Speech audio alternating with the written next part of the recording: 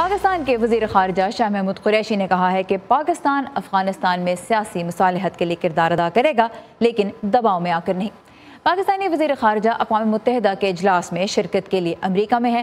General assembly کا hall ہو یا بند کمروں کی ملاقاتیں، افغانستان کے حوالے سے یقیناً بات ہوگی۔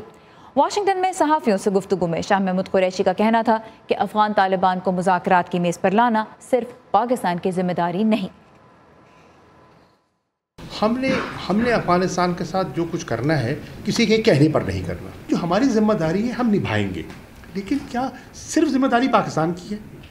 کیا اس خطے میں صرف ایک ملک پاکستان ہے؟ کیا وہاں اور ممالک نہیں ہیں جن کا وہاں انٹرسٹ بھی ہے، جن کا اثر و رسوخ بھی ہے؟ ٹھیک، we will use whatever influence we have for a positive engagement. خطے میں دہشت گردی کے خاتمے کے لیے امریکہ ہی نہیں، بھارت بھی پاکستان پر دباؤ ڈالتا ہے۔ امریکی وزیر خارجہ کے حالیہ دورہ بھارت کے بعد جو مشترکہ اعلامیہ جاری ہوا، اس میں بھی پاکستان کو دہشت گردوں کے خلاف مؤثر کارروائی کرنے کا پیغام دیا گیا۔ پاکستان کے وزیر خارجہ کے مطابق ایسا پیغام پاک امریکہ تعلقات کے تناظر میں پریشان کن نہیں۔ ہندوستان کے اپنے آبجیکٹیوز ہوتے ہیں کہ انہوں نے جوائنٹ اسٹیٹمنٹ سے کیا حاصل کرنا ہے۔